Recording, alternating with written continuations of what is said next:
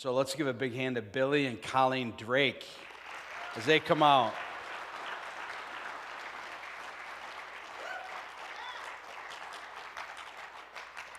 Come on in if you're cold. Let me know. I'll throw another log on the fireplace there.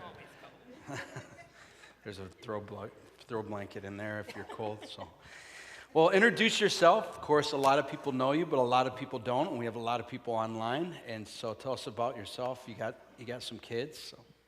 We do. My name is Colleen Drake. Billy and I are originally from northern Michigan. Moved down here in 2000. Yep. And I was raised in the tiny little town of Honor, Michigan that no one knows about. You and Wendy might, because Nicole grew up near there. Right. Honor, Michigan, if you Google it, has 414 residents. So, very small town. Billy grew up in Traverse City. He can kind of give you a little bit of his info. Yeah, so born and raised in northern Michigan. Grew up in an extremely dysfunctional home, but didn't know it. Grew up in a very violent home, and just, I just was on the naughty list a lot, right? And the police would frequent our home. We were a pretty motley crew. I went to 5 different elementary schools, and all through my life, it was just full of dysfunction and violence, and the police were at our home, and we were kicked out of schools, and we were constantly in fights. It didn't matter what we did or where we went. We went to the beach, we went to the drive-in, we went to school. We were throwing down with somebody all the time. So we were just a very angry family. My dad worked out of town, and my mom just couldn't handle 3 boys. So there were just no rules. There were no discipline. There was no such thing as the word curfew. We just did whatever we wanted. So we were a pretty tough family that way. But I mean, I love my northern Michigan upbringing. You know what I mean? It was the first step in kind of leading me down here and leading me towards the Lord. But it was a pretty rough childhood growing up, for sure. Yeah. How did you guys end up moving down here? So Billy got a job, so it would have been In 1998. Yep. He started working for the company that he still works for today in Traverse City. And in late 99, 2000, they offered him a promotion to move down to the corporate office here in Toledo. And I don't want to get ahead of ourselves, but so we met each other in 1993, early 1993, and dated for a little while. I got pregnant in 94. We married in 96, and Billy got offered this position to move downstate here in 99. And in 98, after a year and a half of marriage, our marriage was completely broken down. There was not a relationship. We shared a mailing address, was basically what it was, after about a year and a half of marriage. And in late 99, he was offered this position, and he came home and he said, this might be what we need. We need to start over. We need to get out of northern Michigan. There's nothing good here for us. Our friends are not good people, and we're really struggling, and this might be what we need. And he sold me, because he's a salesman, let's move away from everything we know, and okay. So we did. In 2000, we moved away from every single person we knew, and we moved down here, and he started at the corporate office, and things did not improve at all. They actually got much worse after we moved down here, and I'll let Billy kind of take it from there. Well, I was always a pretty consistent drinker, so I did that I was pretty good at that, and then I started getting into drugs, and started getting into pretty heavy drugs. And I started off as a weekend warrior. I would party on the weekends, and then my weekend would start Thursday, and then my weekend would start Wednesday, and then before you know it, I was disappearing for days at a time. I was extremely deep into addiction. It had its hooks in me pretty heavy. My marriage was desperate. My finances were just in complete shambles. I was on the verge of losing my job. I was just not functioning well, and I was as broken as you can possibly get. So, moved down here and immediately got plugged in with some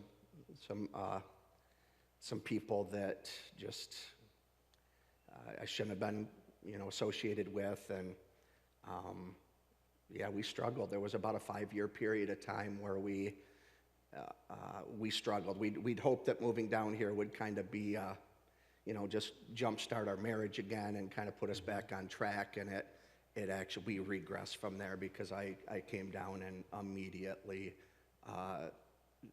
found myself in bondage. So.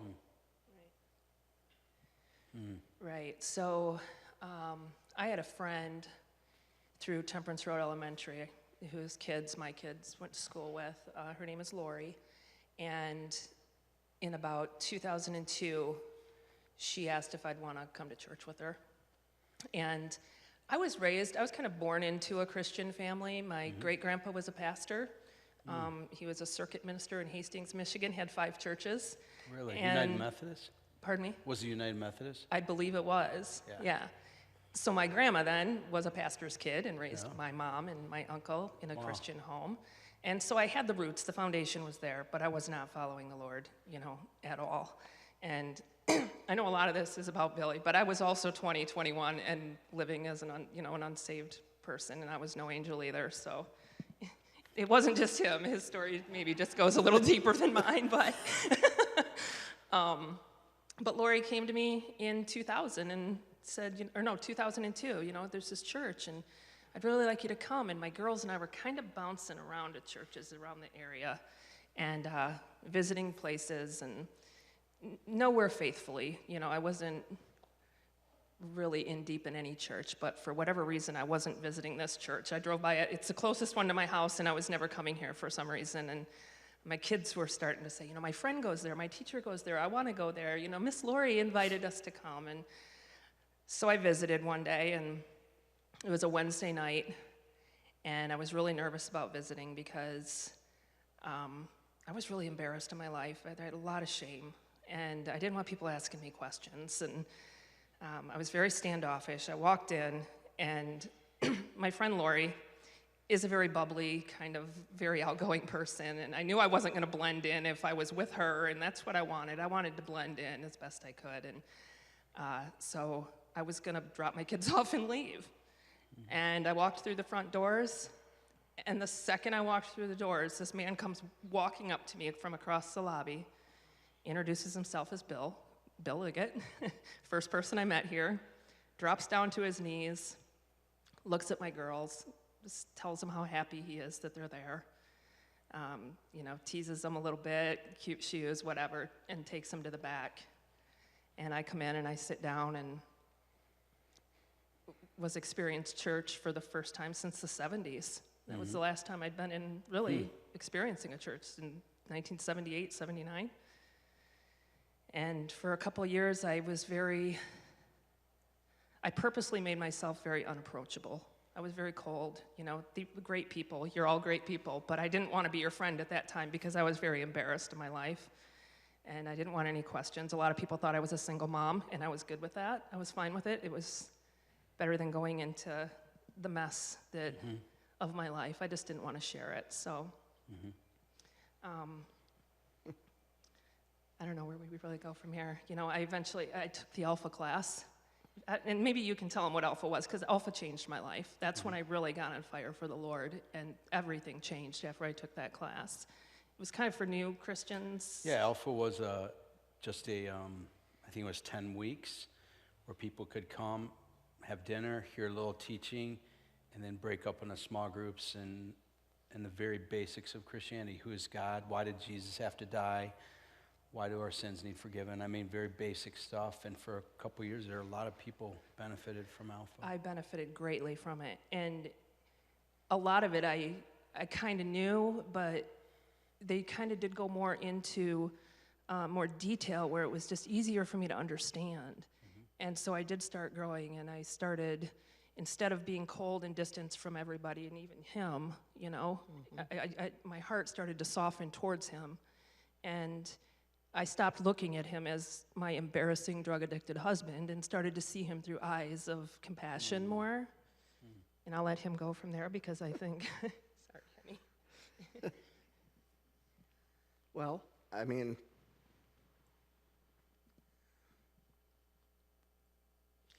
my heart was just not ready for any of that.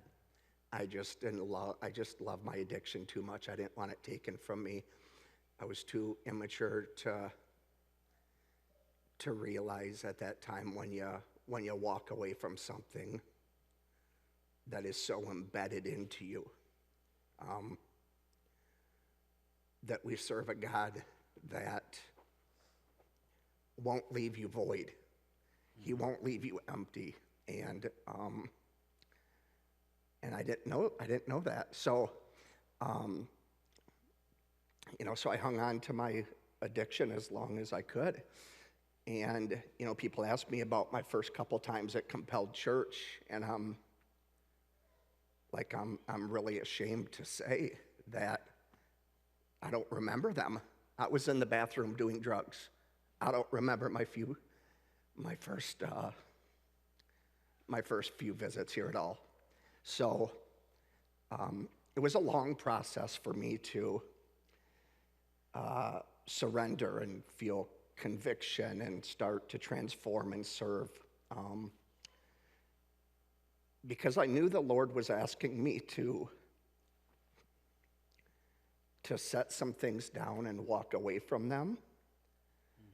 But the fear of, like I said, the emptiness and the void that would be in my life, because it was such a big part of me, I just wasn't ready to deal with that yet, and so yeah, it was, I struggled with that. I'd show up, I'd disappear for days. Again, I wasn't committed to anything or anybody but myself. I was very selfish. Through just watching God transform my wife and just seeing her, her grace, and, it kind of at some point in my life, I realized that I never prayed for a wife that had compassion. I never prayed. I never prayed for a wife that was generous and compassionate and full of grace and beauty and mercy and forgiveness. I never prayed for any of that, but the Lord knew I needed it, and He gave me that. I was just too stupid back then to know it.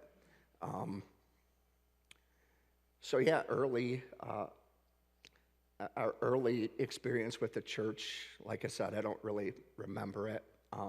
But I remember the conviction I felt when my wife would come home with the kids from church and I was just getting out of bed or just absent. I was a bad friend, I was a bad husband, I was a bad father, I was a bad neighbor. And I was just broken, I was just broken.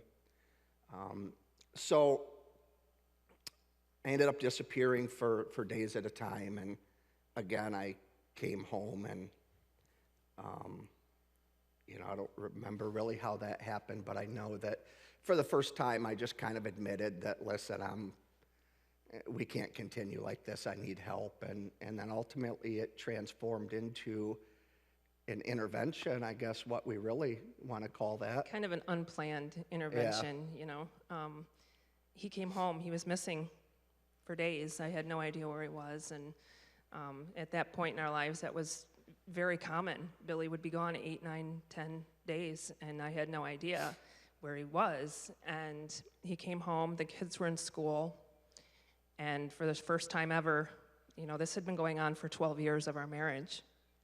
And he walked through the front door, and he looks at me, and I knew something happened. I've never asked him what happened, but something must have happened while he was gone. And he looked at me and he said, I need help.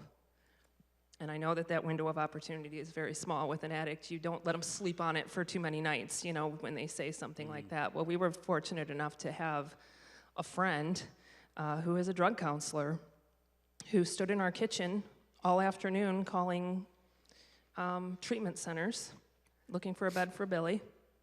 You and Wendy came over.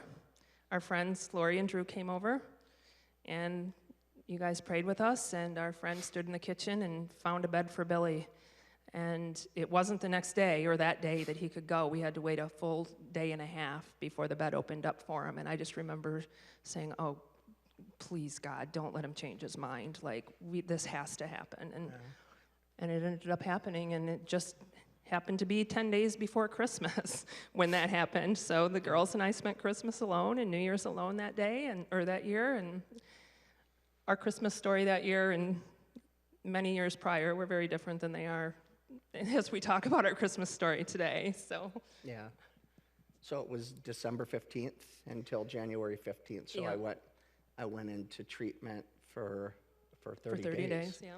You know, and I like to disguise that word with treatment, but I was in rehab. I mean, I was in rehab, and not like they found me, not like I went to, the Betty Ford Clinic. I went to a place north of here, and it was rough. I mean, one of our nurses overdosed on drugs in the facility I was in. So it was, I got what I needed there, but, just the pride and, I'm not like these people. I don't need this. I don't need to be here. Like, It was more to appease me, maybe, like you. yeah, I think it was more just maybe if I clean up my act a little bit and I can just come up with better ways to lie about it. That was kind of my goal going into rehab is, this is a good break to just kind of, to just take some inventory of my life and, come up with more elusive ways to hide, my addictions. And that was difficult because that was being in rehab through Christmas and through New Year's is, I knew that I didn't ever want to be here again. That's one thing that came out of it. I knew I didn't ever want to be in that situation again.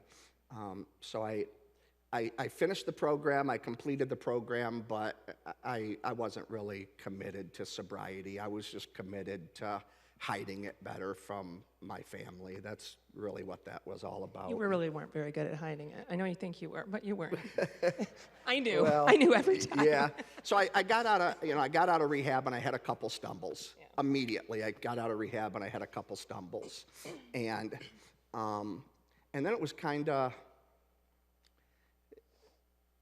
I had a decision to make because the first time I got out and I had a stumble, my wife locked me out of the home and I slept in a hotel for probably 2 weeks, and I just, that's when it was kind of at that moment that I realized that this is not a generational thing. This is not a problem with my decisions. This is not a problem with the people I hang out with. This is not, something that's in my mind. There's just a problem with my heart.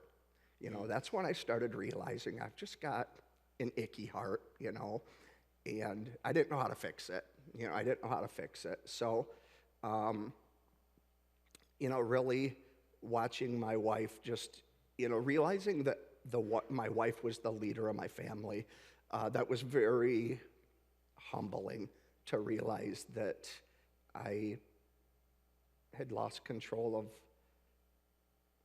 of my family. So, watching her work with the kids and go to church and just seeing the transformations and what the kids were learning and the things that Colleen was learning and just the way she spoke to me, the way that we interacted, her gentleness, just her compassion, her ability to just forgive quickly, like it just started really convicting me. I started having heavy convictions about the person that I wanted to be and the father I wanted to be, the husband I wanted to be. So I recommitted my life to the Lord because back when I was like 10 years old, I went to Awana, and I gave my life to the Lord back then, but I wasn't serving the Lord at all. So I kind of committed my life to the Lord and just started taking my health and my faith a little bit more serious and started coming to church with my wife. There were some instrumental people in my life back then. There was a former board member, of course, John, Brian Nowak, Matt Moraga. These were just men that just walked upright and just men that just had integrity and just men that just stood clean before the Lord. And they were just big, incredible examples to me of just men that are doing it the right way, men that probably experience all the same anxiety and temptation that I had, but they put their family first. You know what I mean? They put the Lord and their faith first. And I wanted to be like that. I just didn't know how, and I really didn't think I'd be able to do it. So I said, you know what, I'm going to give this I've failed at everything else I've done. I've failed. Like, I tried it my way, and my way landed me in rehab during Christmas and hurt everybody that cared about me. So I just said, Lord, I'm going to try to do it your way. And that's when I started to change a little bit and step into the role that the Lord was asking me to be. I started walking away from things and stepping. I always wanted to be standing where the Lord wanted me to. And, for the first time, I had sobriety. For the first time in my life, I experienced sobriety and started honoring my wife and just started just being present. It was just the way that our marriage improved, the way that our finances improved when I wasn't blowing it all on drugs and alcohol. Like our life started to go in a pretty healthy direction. So. How many years ago was that? So Wednesday, it was 15 years sobriety Wednesday. Yep. Awesome. That's awesome. Yep.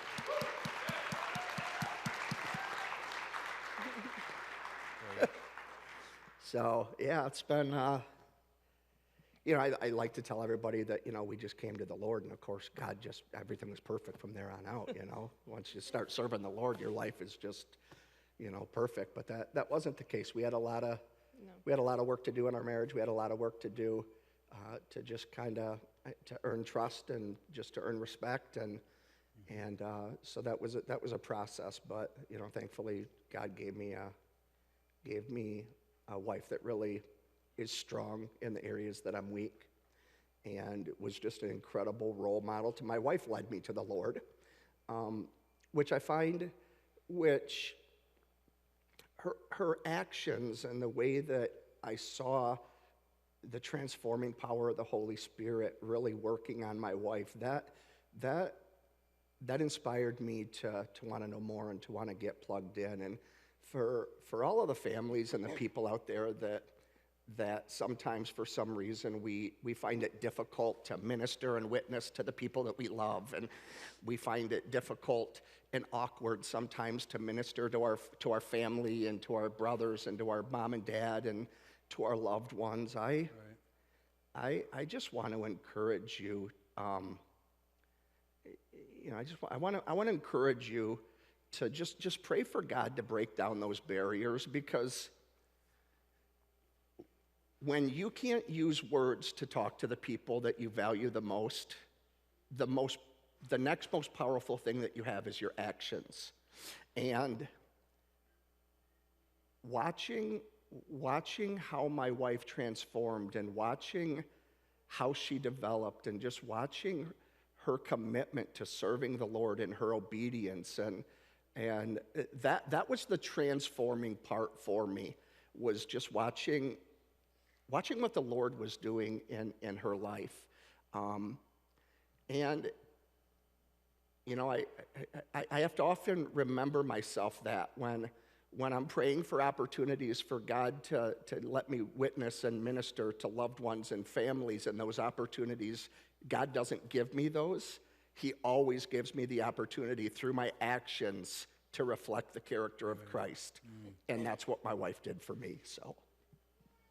Yeah, and I have to say, watching Billy grow, because like I said, when I was a child, the seeds were planted, the foundation was there, and it wasn't for him. So at 33 years old is when he really was experiencing it for the first time, and it's been a beautiful thing to watch. And I brought a photo that I don't want you guys to show just yet, please, but What?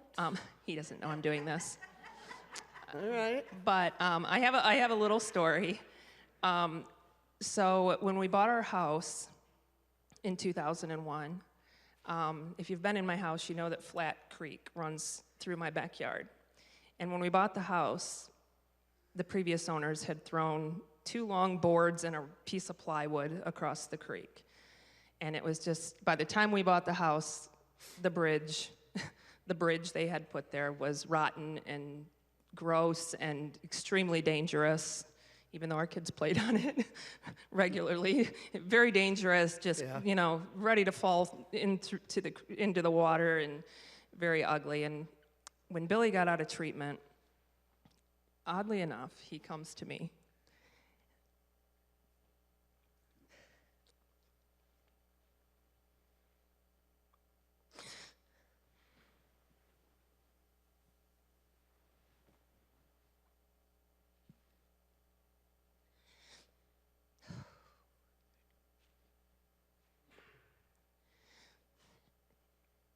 He comes to me and he says, I'm going to rebuild the bridge in the backyard. I'm going to tear the old one down, and I'm going to build a bridge, a real bridge. I'm going to dig the post holes, and I'm going to do everything and make it strong. I'm going to make it sturdy. I'm going to make a really nice bridge that crosses the creek. And, I'd been following the Lord, on fire, literally on fire for the Lord by then. And I'm thinking that is the most symbolic thing I've ever heard. I'm thinking crossing over, to a new life and bridging the gap between Christ. And he wasn't thinking that yet. But as I'm watching him work on the bridge, it became apparent pretty soon that he wanted it to be a solo project. Billy needed that time. He just wanted to be thinking he needed a project to do. He didn't need me bouncing out there with lemonade and asking what he's doing and stuff. It was a solo project for him, and that was fine. And so as I'm watching him, and I'm watching this man, maybe 6 months out of rehab, building this bridge, and I'm looking at his face, and I'm seeing determination, but I'm seeing frustration, I'm seeing uncertainty, I'm seeing some anger. He was at a crossroads, and I'm watching him build this bridge. And he did a great job. He did it right. It's strong. It's still standing 15 years later. And then in May of 2020, when we're all in lockdown and we're all isolating and the world is really weird, and he comes to me and he says, some of the boards on the bridge are warping and cracking, and I need to replace them. And he needed something to do, he was working from home. Everything was very strange for everybody. And if you know my husband, he's extremely social. He needs that social outlet. He loves people. He loves relationships. And we weren't really getting that in early May yet. And on top of it, it had only been a year and a half since his brother passed away of cancer, so he's grieving, and there's a pandemic, and we're isolated. And so he comes to me and he says, I'm gonna redo the bridge. And this time when I looked out or sat on my deck and I watched my husband work on the bridge that I love so much, he had a very different look on his face. And if you could show the picture, and I wish the lighting was better. I can hardly look at it.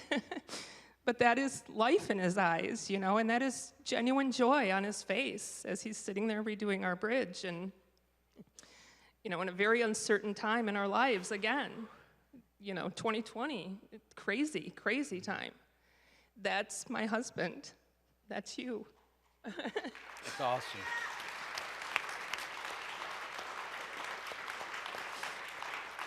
And I'm very grateful for that. I'm grateful for the restoration in your life.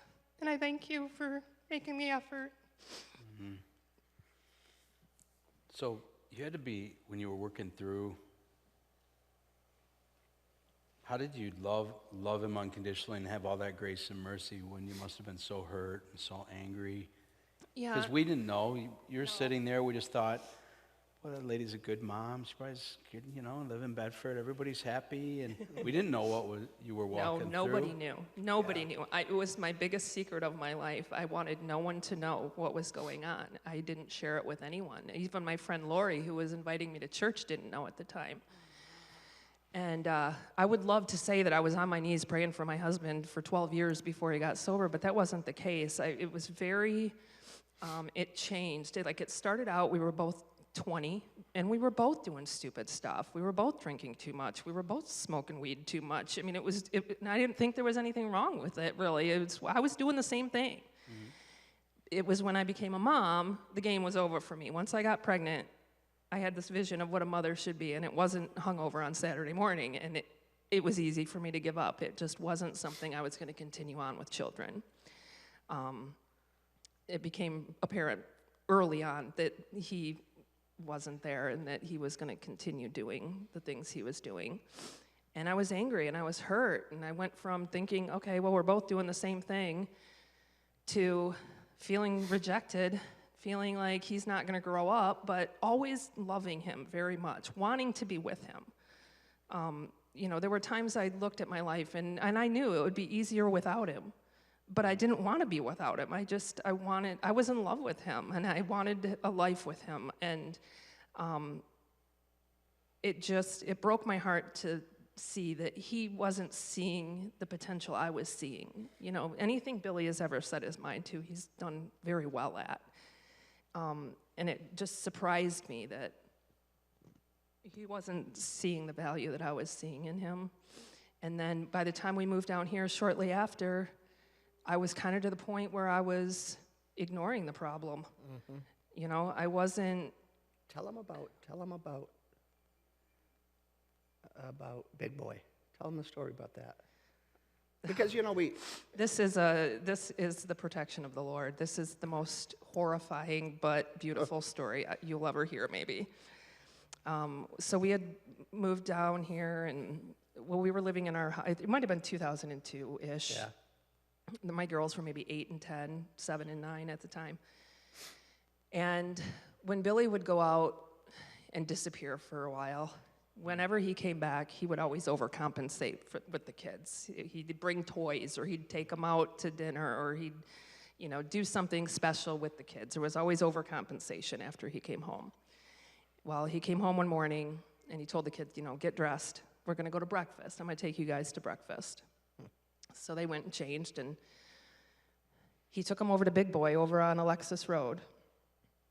And I'm like, okay, they'll be back in a little while, and quite a bit of time passed, and I knew he was tired. I mean, he'd been gone for 6 or 8 days, and I knew he was going to bring the kids home and fall asleep for the rest of the weekend.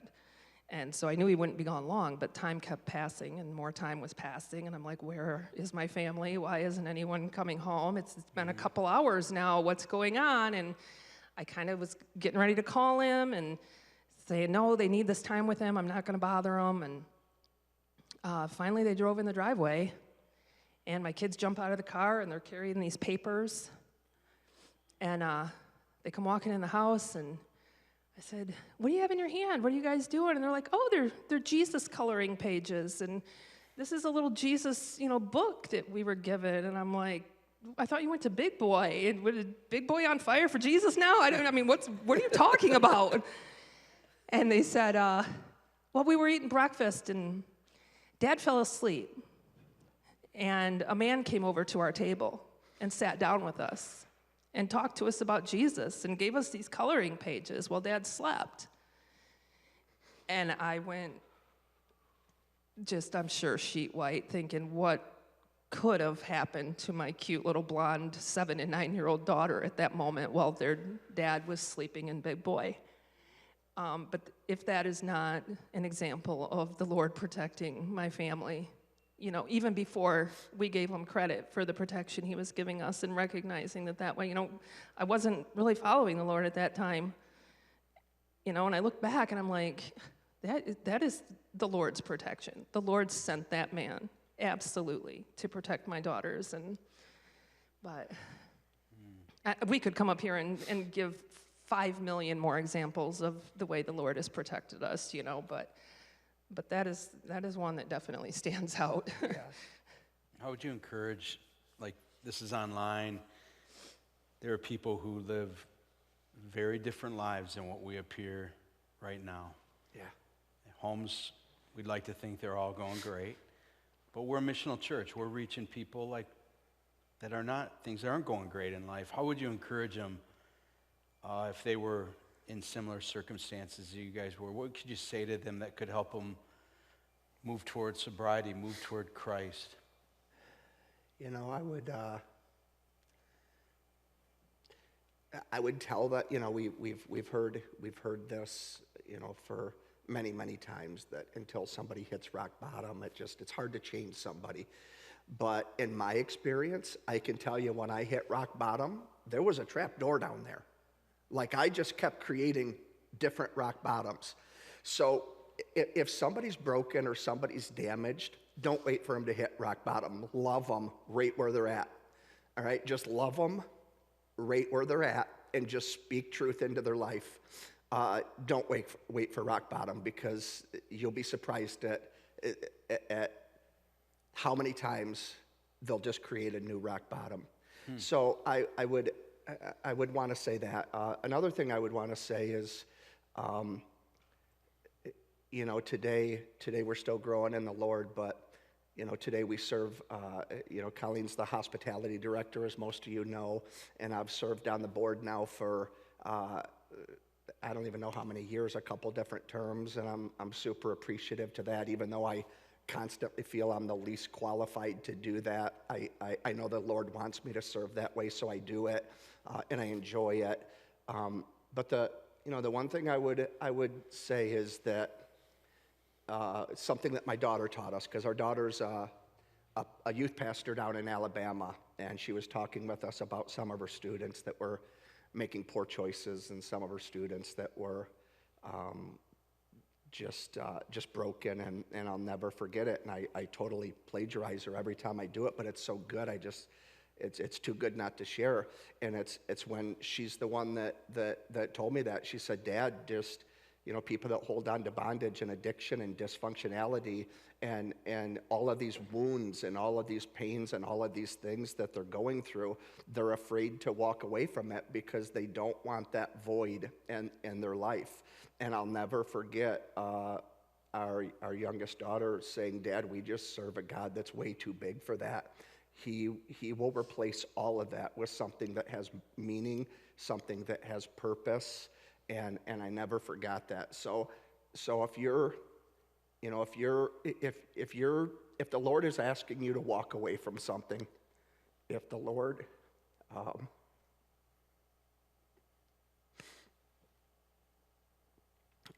is asking you to set something down,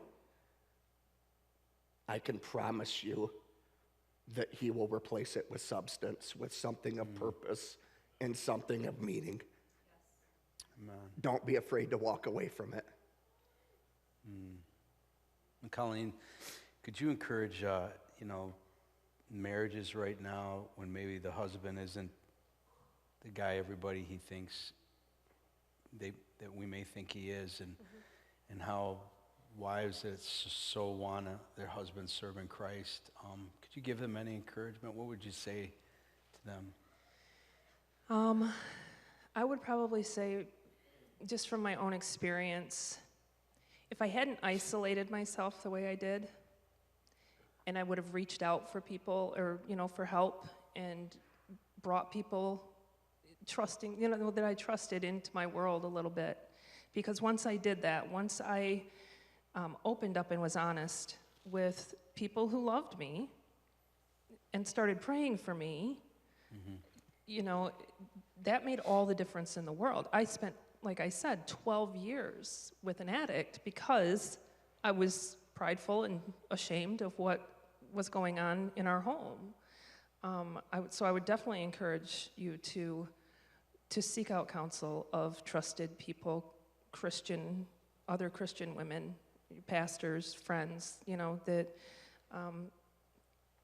can kind of encourage you through it, and stand in the gap between the Lord and your husband, and start praying for him. I spent so many years praying, "God, please just don't let me have a nervous breakdown." I was this close to it. You just hold it together. Help me stay strong. Help me not freak out. And once I started praying for my husband, and my prayer life changed, where it was, "Lord, you know, let him feel you." I just pray that the Holy Spirit touches him, and making my prayer more about his walk with the Lord and my desire for him to have that than just, myself, it changed everything. It changed everything. Mm-hmm. And also, one thing I was thinking about also was more back when we lived in Traverse City, I had friends who were very quick to be friends who would say, girl, you better run. Girl, you don't need that. You don't need that. You are too good for that. If my husband did that, this is what and they were very quick to discourage me and get me to run.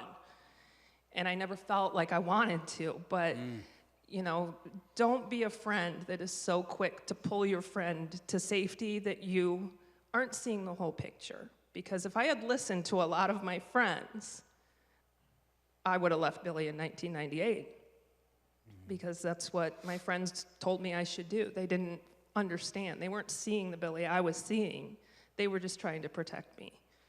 So just be careful with your words, because our lives could have been very different if I listened to a friend who wasn't listening to the Lord. Right. Well, you guys are incredible friends to Wendy and I, and have been leaders in this church in almost every area at one time or another. And we're thankful for you and your daughters, and how from generation to generation, what God's done in your life, you changed the trajectory of your kids and your grandkids and your grandkids' grandkids. And it's a powerful, powerful story. Yeah. We love you guys so much. Thank you so much for being so open. We just thank them.